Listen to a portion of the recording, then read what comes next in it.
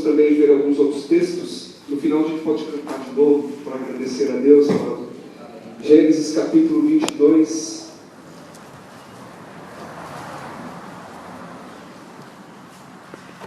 Eu vou tentar trazer um pouco aqui, falar um pouco do tema que eu combinei com o pastor Carlos, né, que é o tema do livro, mas eu vou tentar trazer para a palavra de Deus, para que a gente possa refletir naquilo que o Espírito de Deus também quer falar conosco aqui nessa noite. Amém, queridos? Em alguns lugares assim, que eu tenho ido, tem sido assim, bem específico, né? Eles me convidam às vezes para falar em encontros de casais, reunião de mulheres e de jovens, assim por diante, e a gente já vai basicamente com uma palestra específica. Mas hoje é um culto da família. Eu quero dar uma pincelada para vocês do que é o projeto e a gente refletir um pouco na palavra de Deus. Amém? Gênesis 22. Depois dessas coisas, pôs Deus Abraão à prova. Disse-lhe: Abraão. Este lhe respondeu: eis-me aqui. Acrescentou Deus: toma teu filho, teu único filho, Isaque, a quem amas, e vai-te à terra de Moriá, e oferece-o ali em holocausto sobre um dos montes que eu te mostrarei. Levantou-se, pois, Abraão de madrugada, tendo preparado o jumento, tomou consigo 2 de seus servos e a Isaque, seu filho. Rachou lenha para o holocausto e foi para o lugar que Deus lhe havia indicado. Se você voltar um pouquinho, por favor, em Gênesis capítulo 11.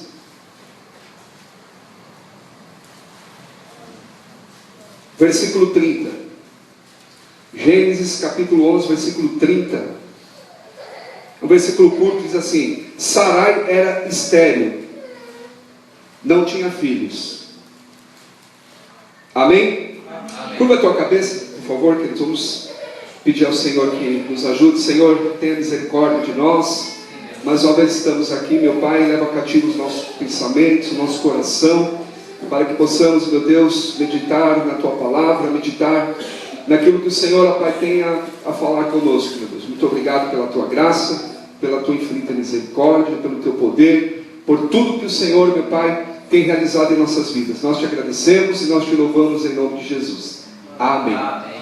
Eu gostaria muito que a Rô estivesse aqui comigo hoje, mas ela trabalha com o departamento infantil lá na igreja. A gente não consegue, às vezes, se desvincular os dois no domingo. Ontem eu participei, ela não estava, então hoje não consegui trazer ela. Espero que numa próxima a gente esteja junto. Mas o ano era o ano de 2008 e a gente estava assim no auge da realização de um grande sonho, muito especial por Deus, porque qual é o casal que serve a Deus e não tem o sonho de um dia subir ao altar, né? E de realizar os seus sonhos. E eu me lembro que foi um motivo de grande alegria, de grande festa para nós, porque várias coisas foram confluindo para que os projetos fossem acontecendo. Mas depois que nós nos casamos, nós ficamos um mês só afastados. Quando nós retornamos, nós resolvemos fazer alguns... a gente já tinha feito alguns exames, nós vamos retomar, fazer alguns outros exames. E, para nossa surpresa, com um mês de casado, nós começamos a enfrentar uma grande provação.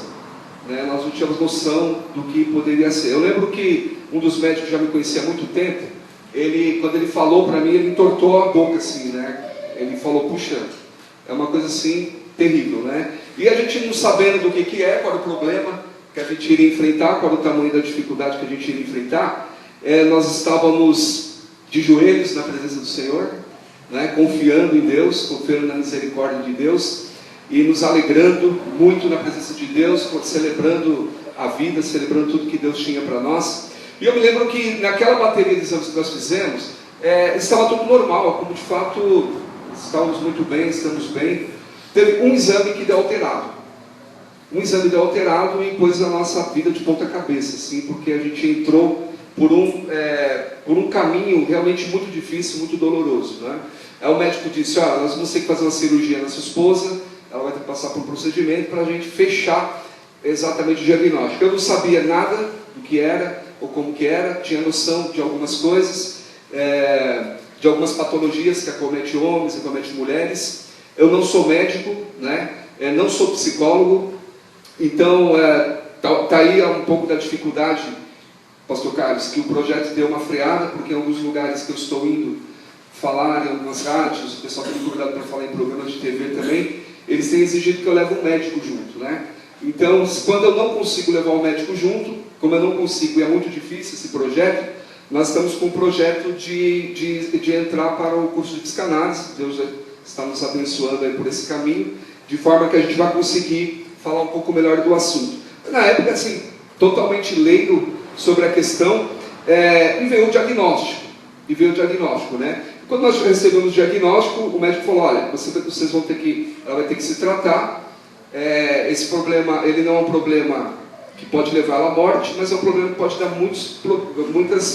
muitas dificuldades para ela e para você também, para o casal e para a família, né? E o nome desse bicho era endometriose.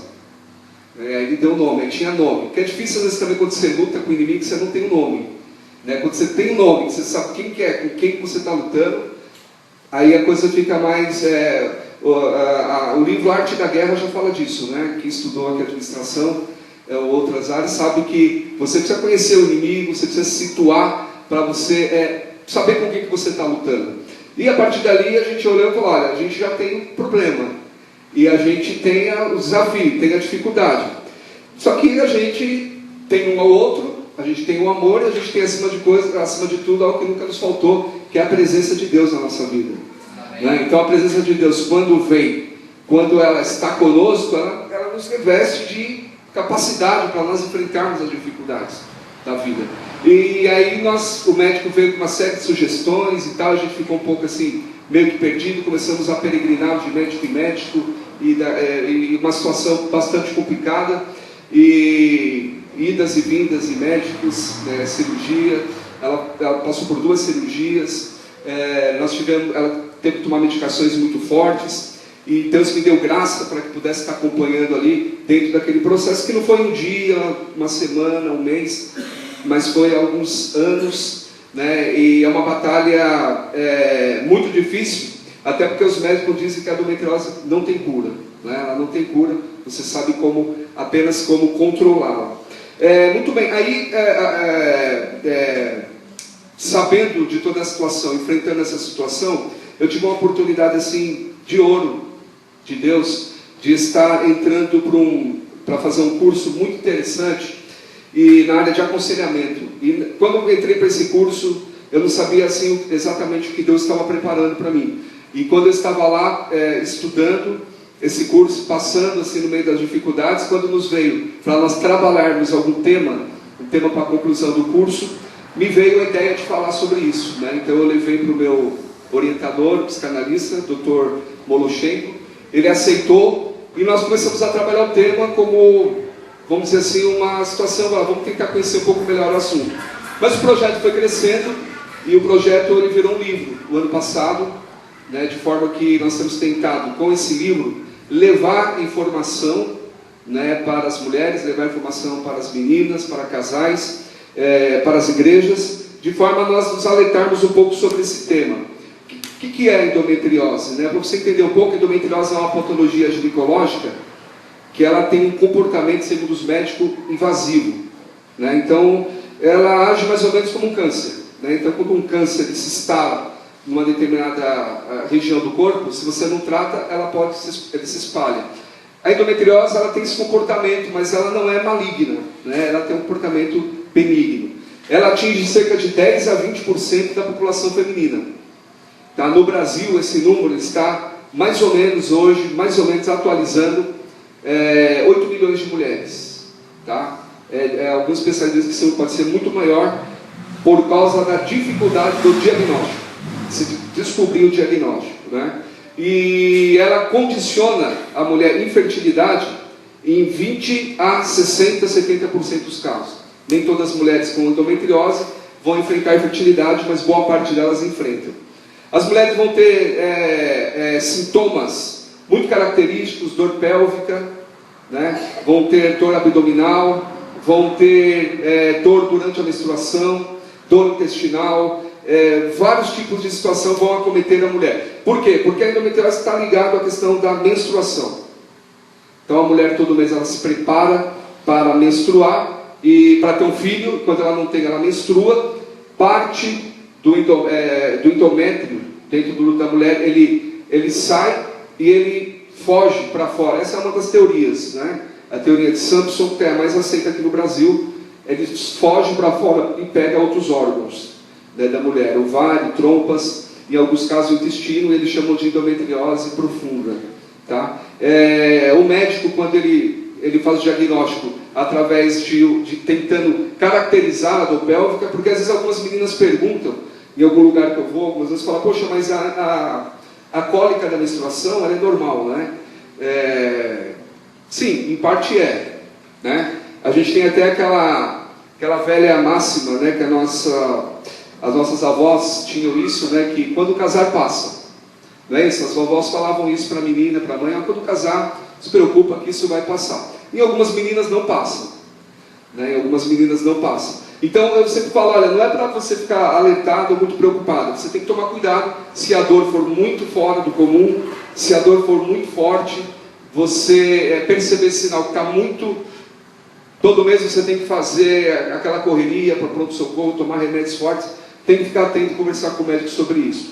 Eu conheço um amigo meu, pastor batista, das 4 filhas dele, 3 tem, né? E uma delas descobriu, inclusive ele está no livro também, ele fala abertamente, uma delas descobriu com 17 anos, então ela conseguiu preservar melhor o aparelho reprodutor dela em relação às suas irmãs, que descobriram um pouco mais tarde.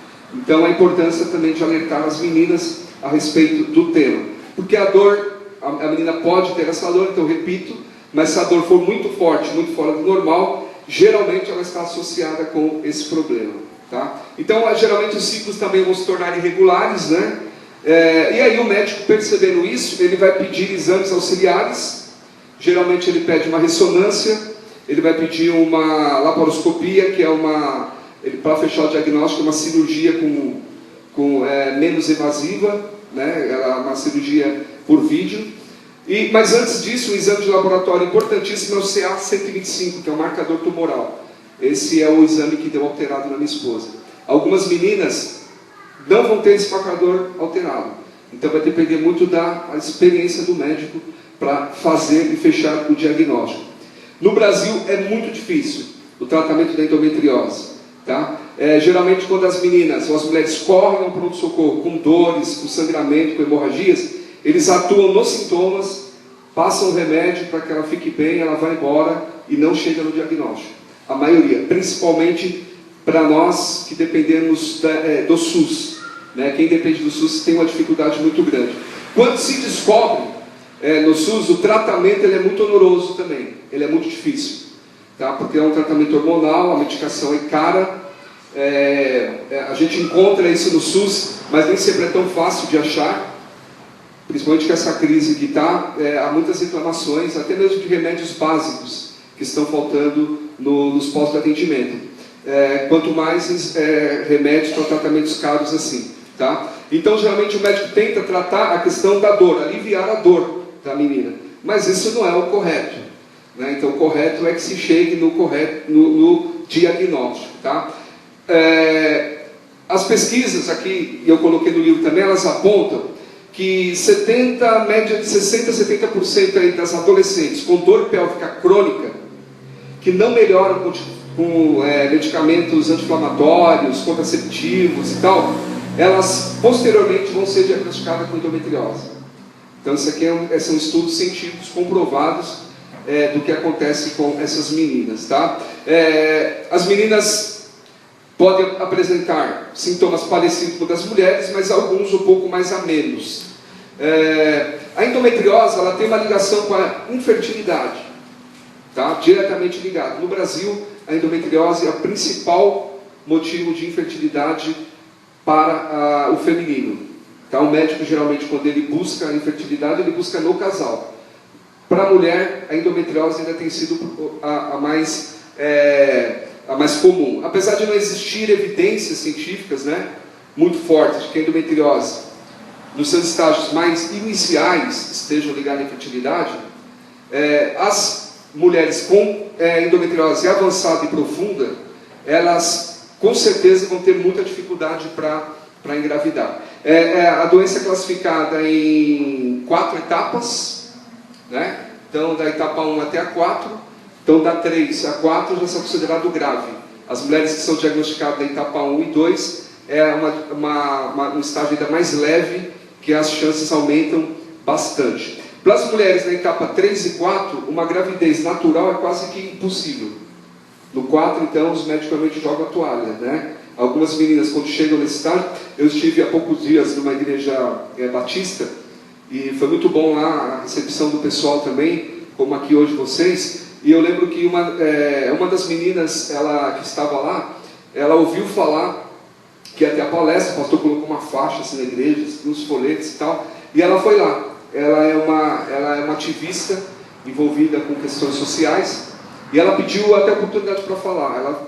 Ela tem, acho que 29 para 30 anos ela estava, e o médico tinha recomendado que ela tirasse tudo, útero, ovário, para que ela pudesse ter uma língua. Ele falou para ela, olha, melhor do que você realizar sonho de ter filho ou de não ter filho, é você ficar bem. E pode acontecer isso, dos médicos orientarem, o aconselhamento médico caminhar para que a menina, para que a mulher tire todo o seu aparelho reprodutor. Aí você imagina a dor, né? A dificuldade, porque ela falar aquilo assim, eu falei, puxa, uma coisa é eu falar, outra coisa é ela falar, passando na experiência, uma menina casada, cheia de sonhos e enfrentando uma dificuldade desse tamanho, e corajosa, né? Muito bem. Só que eu falo isso para nós entendermos um pouco do qual desafio que nós estamos à frente. Mas e aí, o que a gente faz? Porque as dificuldades que tem em relação à classe médica não é só para a endometriose, nós já sabemos as dificuldades que nós temos no Brasil, né? A endometriose você multiplica isso aí em graus de dificuldades ainda muito mais elevados, tá? Eu conheci mulheres, tive contato com mulheres que, quando receberam o diagnóstico, foi muito demorado, elas jogaram a toalha também, não quiseram saber de nada, não quiseram tratar, não quiseram fazer nada, porque estudos científicos apontam que quando a mulher chega na menopausa, como está ligado à menstruação, a tendência é diminuir, mas não é tão simples assim, né? Por isso que, né, no livro, inclusive, eu coloco isso. Ela é considerada uma doença enigmática.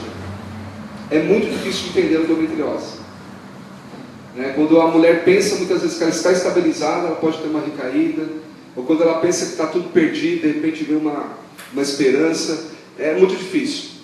E aí a mulher, ela vai ter impactos no corpo. A endometriose ela não é só a questão hormonal, é a questão mecânica, né? Por que a infertilidade é percebida? Porque na verdade os focos que escapam, eles vão prender a trompa para o lado, vão prender a trompa, e literalmente o óvulo não consegue passar. Então é um problema mecânico, tá? Um problema mecânico que está sendo apontado pela medicina uma solução, por exemplo, para a gravidez, a fertilização in vitro.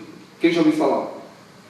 Né? Lá no começo se falava um pouco pejorativamente sobre bebê de proveta, não é? O que vai fazer com essa mulher? Ela não tem condições, então o médico sugere, porque aqui está um pouquinho aqui da diferença que eu procuro separar entre esterilidade e infertilidade, não é? Na verdade, a mulher com endometriose nem sempre ela é estéril, ela tem e ela ovula normalmente. Então o que os médicos fazem? Conversam com o casal, um aconselhamento médico, e indicam um tratamento de fertilização in vitro. Então a mulher, ela vai se preparar, vai tomar medicação e eles vão tirar os óvulos dela, né? Tem todos os detalhes, estou colocando por cima aqui, e o espermatozoide do homem, eles vão levar em laboratório. Então aquele embrião vai ser preparado no ambulatório, a mulher vai ser preparada o seu útero, e depois aquele embrião, 1 ou 2 ou 3, depende do médico, depende da mulher, depende do casal, depende de uma série de circunstâncias, é injetado no útero da mulher, e ali ela pode ou não gerar, porque gerar um filho também é um mistério muito grande de Deus, né?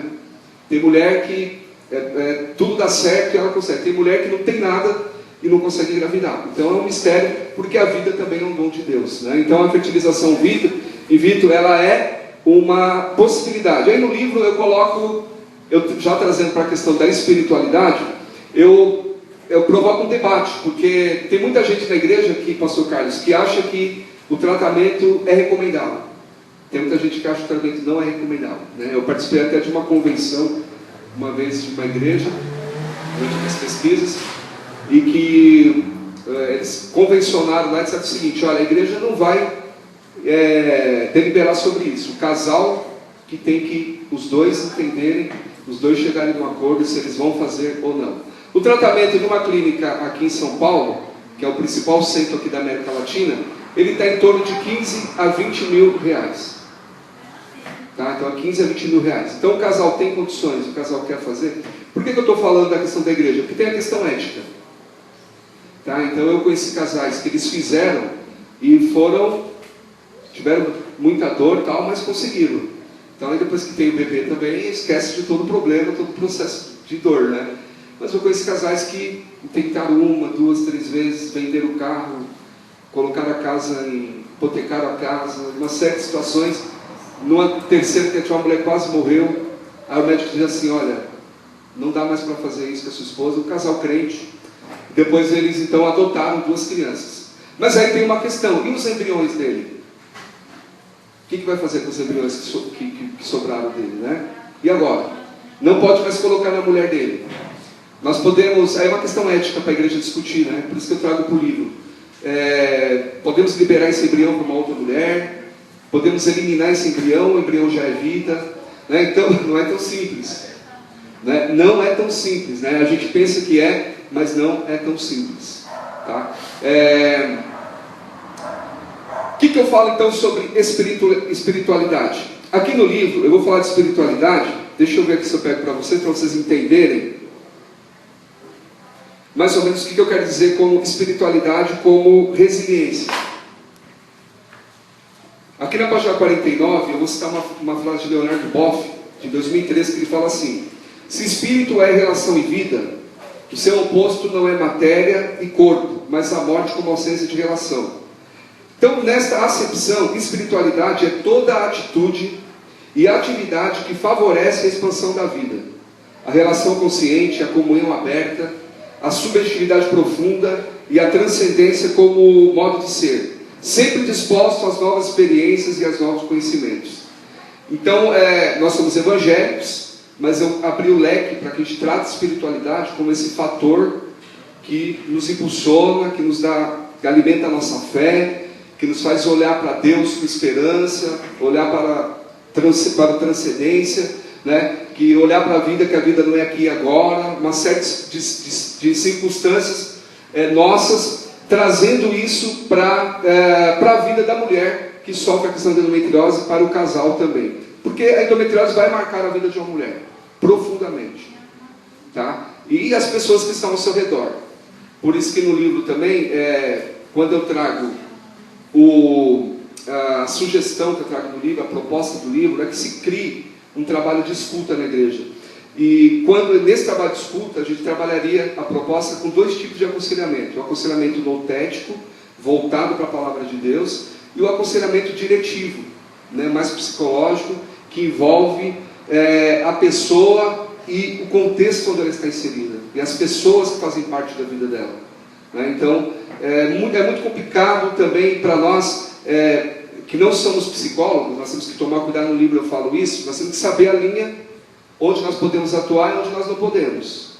Então, dentro de um aconselhamento que nós podemos chamar de pastoral, nós temos um certo limite, né? Então, o pastor, ele pode deliberar essa função também para pessoas da igreja que sejam preparadas, que tenham amor pelas vidas, que queiram receber as vidas, e elas poderão receber e acolher essas mulheres também, tá? Agora, são muitas variáveis que essas mulheres enfrentam, tá? A doença como a endometriose não é fácil, o diagnóstico é difícil, o tratamento é difícil, os resultados são difíceis, tá?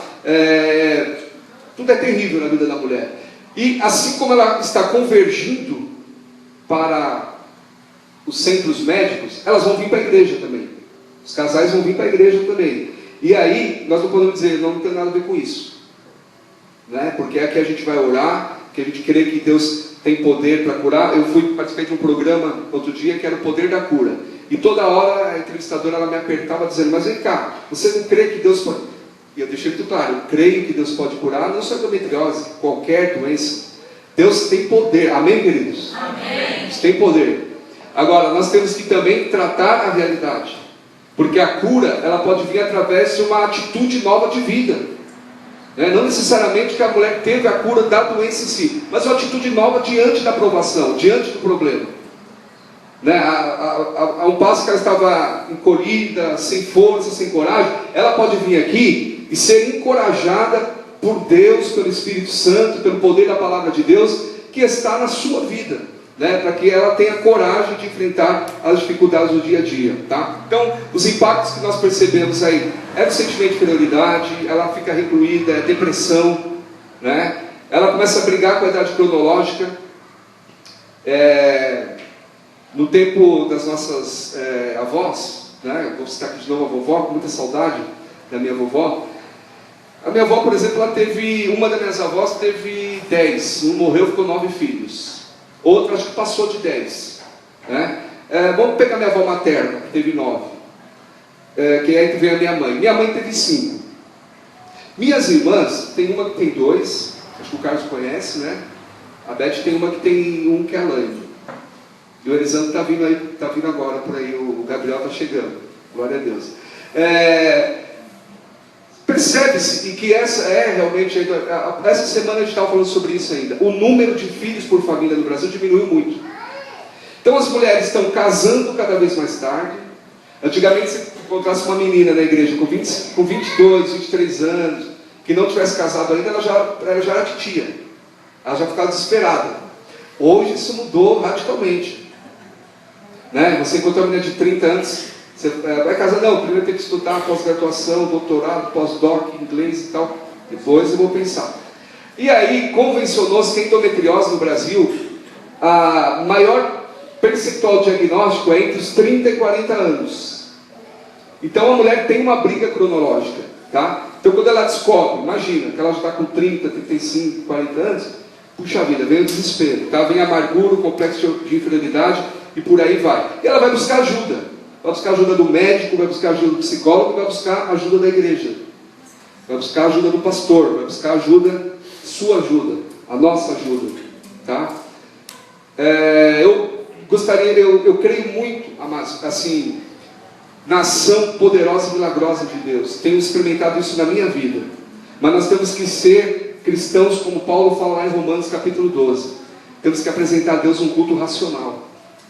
Nós temos que, não podemos viver só da emoção. Eu estive outro dia no encontro de casais, e Deus me deu a oportunidade de falar. Quando eu terminei, que eu sentei, veio um irmão até mim e falou assim, olha, deixa eu te falar um texto de uma coisa aqui.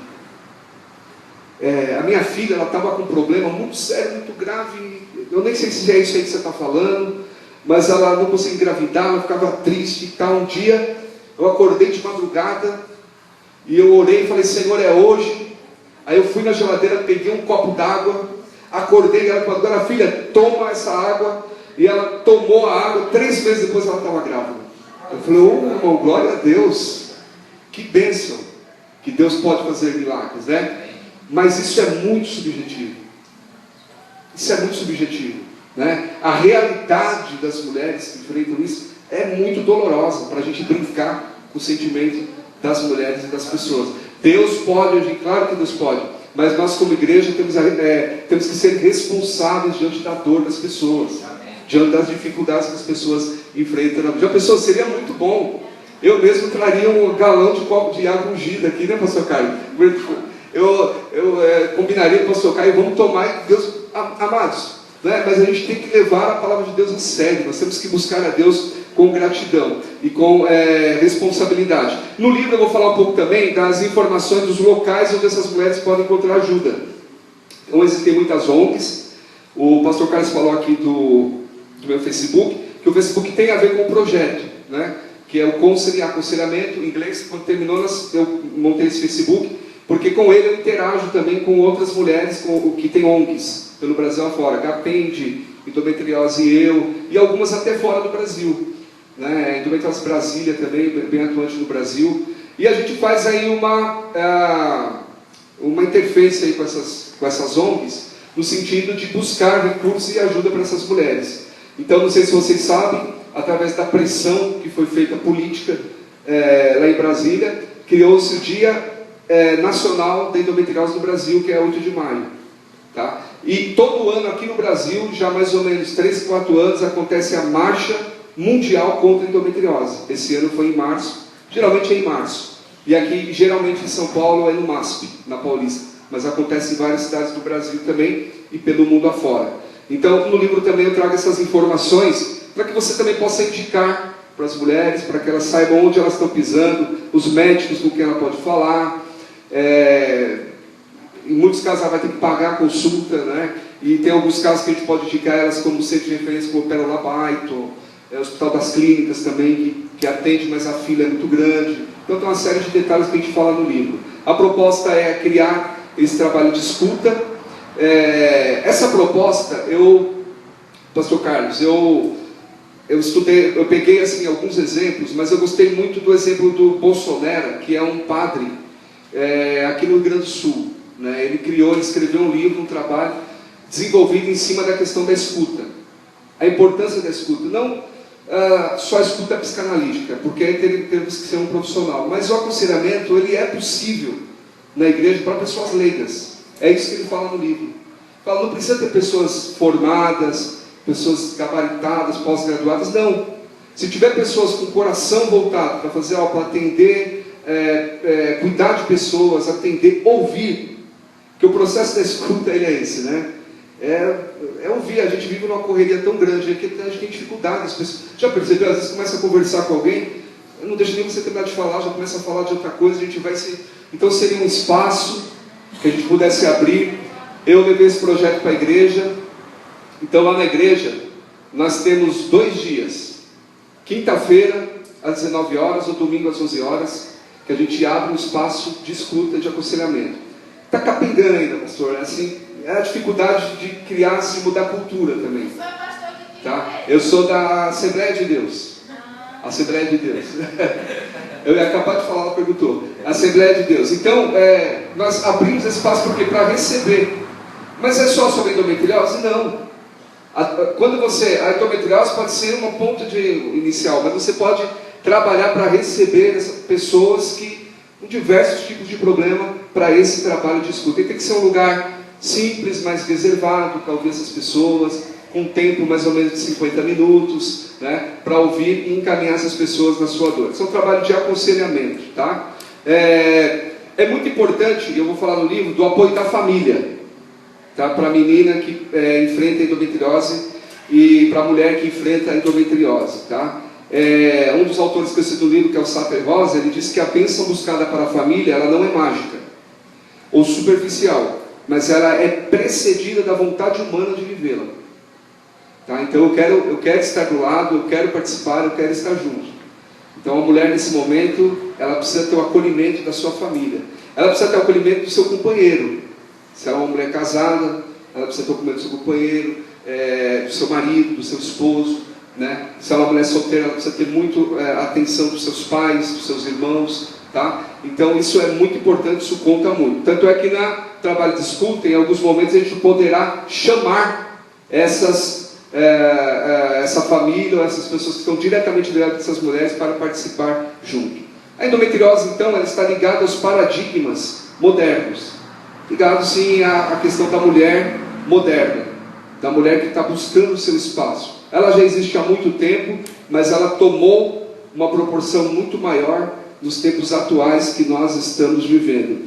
Mas aí você me pergunta, mas o que isso tem a ver comigo, né? O que isso tem a ver com a minha realidade, com aquilo que eu vivo, né? No livro, eu vou falar de uma palavra, eu não trabalho muito essa palavra no livro, mas é resiliência. E é sobre isso que eu gostaria de refletir com você aqui nessa noite, um pouco diante da palavra do Senhor. Resiliência.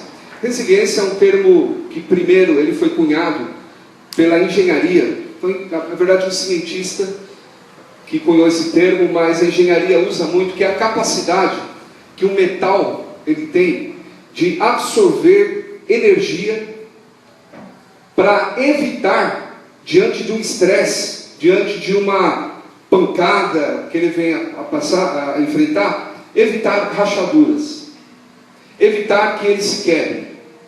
Então, na engenharia, quando se constrói prédios, quando se constrói grandes empreendimentos, se trabalha muito com o conceito da resiliência, porque esses prédios, eles precisarão estar edificados sobre uma estrutura que vai conseguir manter aquele edifício, né? E a resiliência, ela tem a ver com isso, com essa capacidade. Então, com esse instrumento que ele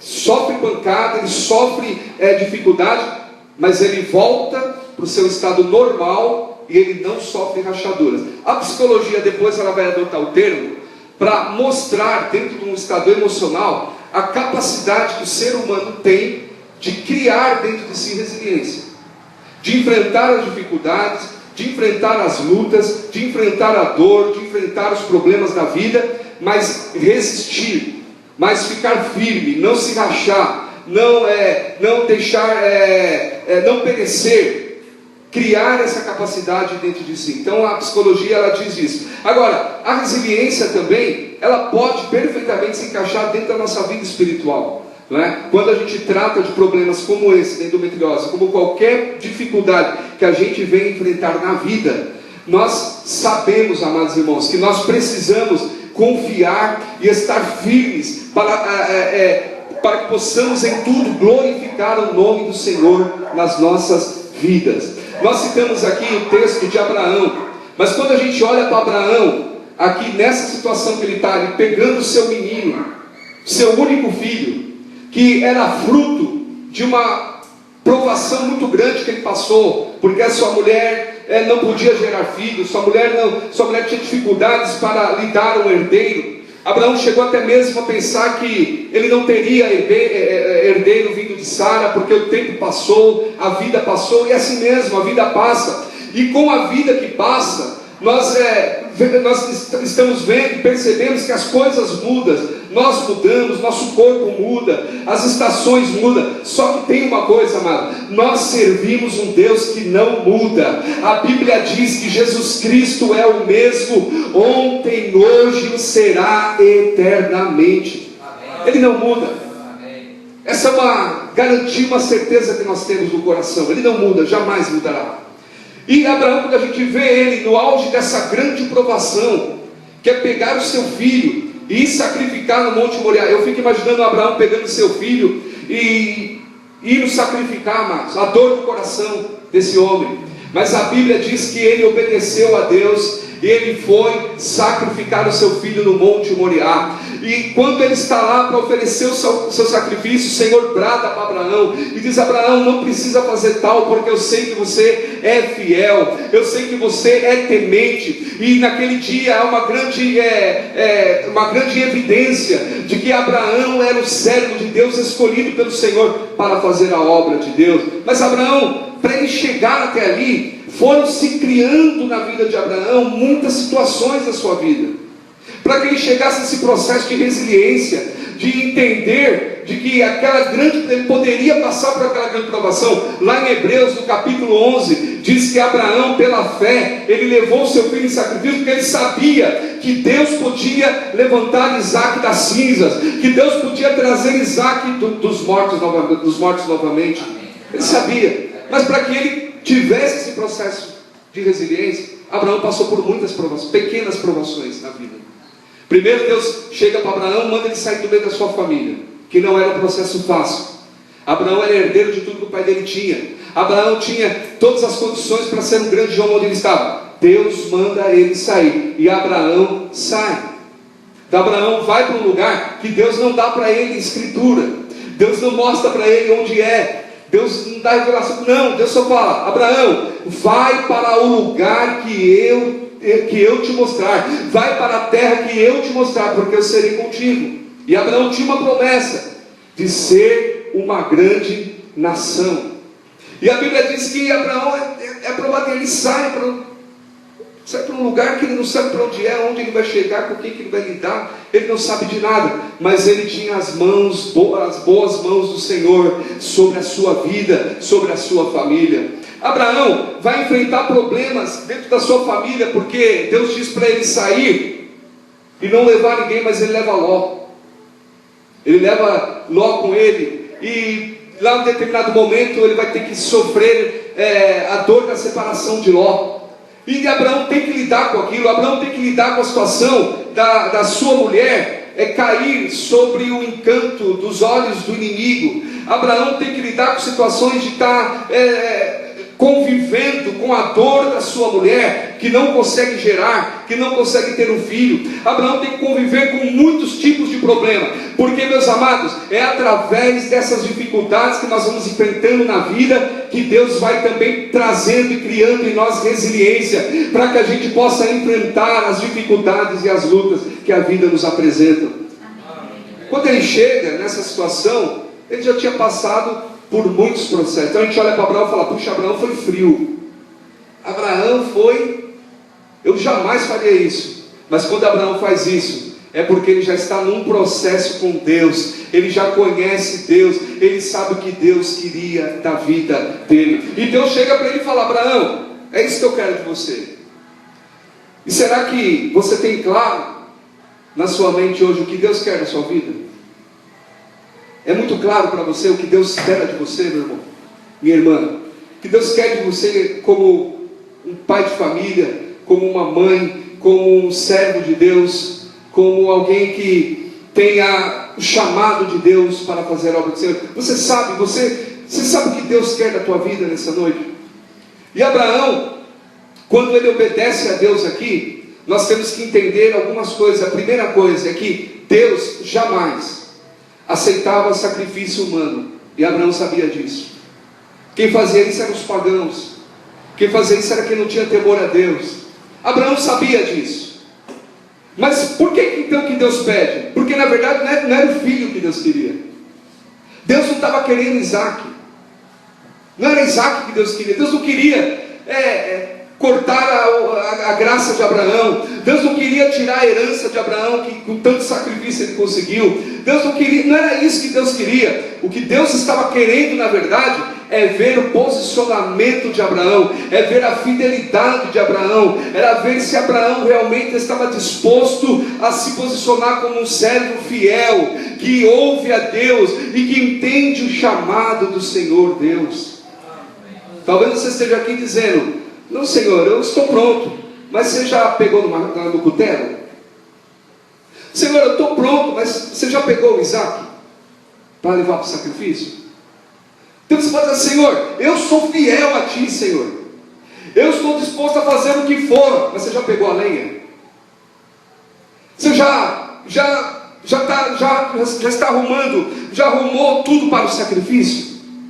Abraão, ele não estava preocupado que ele ia perder o filho dele. Não, ele deu para Deus, ele foi entregar para Deus, porque ele sabia o que Deus queria dele era a sua fidelidade, meu amado. E o que Deus quer de nós é a nossa fidelidade, muito mais que palavras. Porque às vezes eu posso falar: não, eu vou fazer, mas eu não faço. E às vezes é melhor quem fala assim: eu não vou fazer, mas vai e faz, do que alguém que diz assim: ah, conta comigo, mas não faz aquilo que se comprometeu a fazer. Você entendeu o que Deus queria de Abraão aqui? O que Deus queria de Abraão aqui era a fidelidade. Abraão, se você crê, então pega o cutelo. Se você crê, Abraão, prepara tudo. Se você crê, vai fazer o sacrifício. Porque você dizer, amado, eu creio, é uma coisa, mas você caminhar em sentido aquilo que você crê é outra coisa. E o Espírito de Deus nos convida para nós caminharmos na direção daquilo que Deus tem para as nossas vidas. Abraão estava com um processo de resiliência tremendo. Por quê? Porque ele diz: olha, Senhor, Abraão diz: você já está brincando comigo, jamais que eu vou fazer uma coisa dessa. Não, Abraão em nenhum momento ele duvidou. Ele se colocou como servo fiel a Deus, porque ele sabia que Deus não queria o sacrifício de Isaac. O que Deus queria era o seu sacrifício, era a sua vida, era a sua fidelidade. Quando Deus pede para Abraão Isaac, Deus não queria o Isaac. Sabe o que Deus queria? Deus queria o melhor de Abraão. Era isso que Deus queria. Nada mais que isso. Deus queria o melhor. Quando Deus pede Isaac, Deus está dizendo: Abraão, me dá o seu melhor. Me dá, Abraão, eu quero o seu melhor. E eu gostaria de fazer uma pergunta para você nessa noite, que você responda, é uma pergunta retórica. Você responde para você. Aquela promessa que você lutou, que Deus te deu, você tem coragem de devolver essa promessa para Deus? Que Deus cumpriu na sua vida? Era isso que Deus estava pedindo para Abraão. Me dá o seu melhor. Não importa o que aconteceu, não importa o que vai acontecer, não importa nada. Mas Senhor, e a sua promessa, como vai se cumprir? Já tem Ismael, já tem uma certa situação, tudo bem, mas o Senhor falou que era com Sara, e eu tinha 99 anos, e Sara já não menstruava mais, Sara já não tinha mais, nem sei que Sara tinha, mas ela engravidou, e agora o que vai acontecer? Como que vai se cumprir a sua promessa, Senhor? Como vai se cumprir? E às vezes é assim que a gente fica. A gente fica tentando entender, a gente fica tentando olhar para um lado, para o outro, dizendo: Senhor, como que vai acontecer? Senhor, eu não tenho condições, a igreja não tem condições, nós não temos como fazer. Mas o que Deus está pedindo é somente dê o seu melhor, porque Ele não está preocupado como que as coisas vão acontecer, porque Ele é todo dono da prata, Ele é o dono da vida, Ele tem o domínio, o poder em suas mãos. Só dê o seu melhor para Deus. Dê o seu melhor. Porque assim como Abraão, é isso que Deus quer da tua vida, da minha vida. Agora, dê o seu melhor mesmo. Porque Deus sabe qual é o seu melhor. Deus conhece e sabe até onde você pode ir. Dê o seu melhor. Abraão entregou Isaque e disse: Senhor, o melhor que eu tenho é esse aqui, meu pai. Que o Senhor me deu, meu filho, meu garoto. É tudo que eu tenho, Senhor, esse menino. Sorriso dele, alegria dele. A hora que eu jogo bola com ele, não sei se agora eu jogava bola com ele, porque agora eu já estava velho também, né? Mas a hora que eu vejo ele correr, e quando eu chego em casa, esse menino vem me abraçar. Isaque quer dizer riso, porque o Senhor trouxe alegria para mim, Senhor. Mas já que o Senhor está querendo, eu vou te dar o meu melhor. Aleluia. E não é fácil nós entregarmos para Deus o nosso melhor. Nós temos que estar revestidos do Espírito Santo, de uma resiliência espiritual profunda. Porque esse aqui era um baque muito grande que Abraão ia levar. E resiliência é isso. É você tomar um baque lá embaixo, mas você se reerguer novamente e continuar caminhando. Por quê? Porque você sabe em quem você tem crido. Amém. Terceiro, a questão do sacrifício de Isaque aqui, ela está muito envolvida com essa questão do processo de como Deus está trabalhando, como que Deus está forjando a nossa vida, o nosso caráter e tudo que está em nós. Tem muito a ver com a questão do desapego.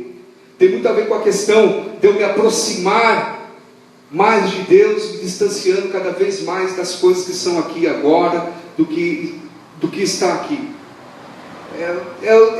Eu me soltando mesmo, é o OX, desapega. É soltando, Senhor, olha, eu estou me distanciando, mas porque eu quero me aproximar de Ti. Eu quero estar perto de Ti, eu quero me achegar a Ti, Senhor, com verdadeira confiança, como diz a palavra de Deus. Chegando com verdadeira confiança diante do trono da graça de Deus. Eu me achegar, eu me lançar, eu começar a me desapegar mesmo. Sabe por quê, amado? Porque há muitos cristãos ainda que estão apegados com as coisas aqui, que estão ligados com as coisas daqui. E deixa eu dizer para você, você ter uma bênção na tua vida, isso é maravilhoso. Você ter a bênção de um filho é maravilhoso. Você ter a bênção de uma casa é maravilhoso. Você ter a bênção de estar numa comunidade maravilhosa como essa é glorioso. Mas a maior bênção que nós podemos ter, meu amado, é a nossa comunhão com o Espírito Santo de Deus. É a nossa vida com Jesus, meu amado. E isso ninguém pode roubar de nós. A partir do momento que eu me aproximo, quanto mais eu me aproximo do sacrifício, mais eu vou me desapegando das coisas daqui, mais eu vou me distanciando de tudo que está aqui, e eu vou dizendo: Senhor, como é bom estar perto de Ti, meu Deus. E eu vou a cada dia crescendo mais e mais na graça e no conhecimento do nosso Senhor e Salvador Jesus Cristo. Aleluias. Louvado seja o nome do Senhor. Eu vou terminar já. Estou caminhando para terminar. Mas quando a gente olha para esse sacrifício e toda a dor que está sobre a vida de Abraão, sobre a sua família, meus amados, nós temos que jamais duvidar do poder de Deus, do poder regenerador de Deus nas nossas vidas. Amém. Eu conheci pessoas que passaram por tremendas provações na vida, enfrentaram lutas terríveis na vida, mas se reerguiam a cada baque, a cada luta, a cada diagnóstico negativo do médico, a cada torcida que o juiz dava na frente do processo para ele. Cada vez que as coisas vinham ruins, você falava: puxa, agora não vai dar, agora vai cair, agora já era, vai deixar de ser crente. Se reerguia novamente na presença de Deus e buscava a Deus.